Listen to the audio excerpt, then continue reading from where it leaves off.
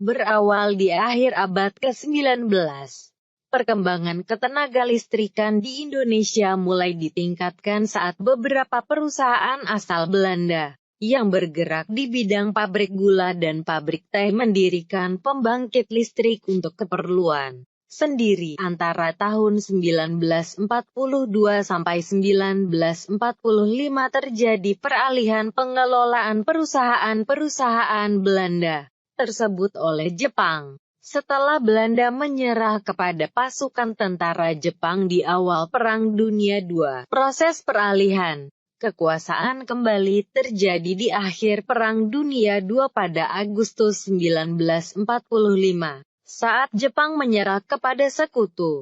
Kesempatan ini dimanfaatkan oleh para pemuda dan buruh listrik melalui delegasi buruh, pegawai listrik dan gas yang bersama-sama dengan pimpinan KNI Pusat berinisiatif menghadap Presiden Soekarno untuk menyerahkan perusahaan-perusahaan tersebut kepada pemerintah Republik Indonesia.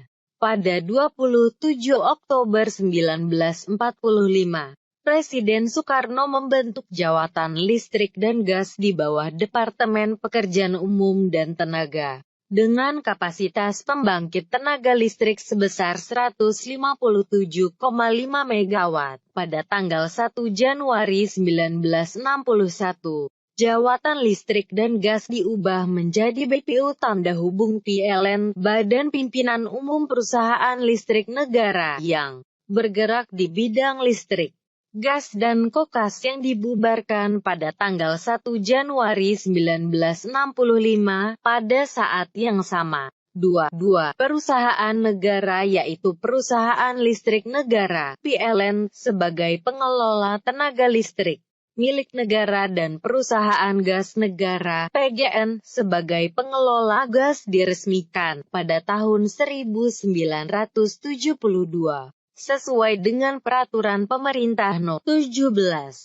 Status Perusahaan Listrik Negara (PLN) ditetapkan sebagai Perusahaan Umum Listrik Negara dan sebagai pemegang kuasa usaha ketenaga listrikan (PKUK) dengan tugas menyediakan tenaga listrik bagi kepentingan umum, seiring dengan kebijakan pemerintah yang memberikan kesempatan kepada sektor swasta untuk bergerak dalam bisnis penyediaan listrik.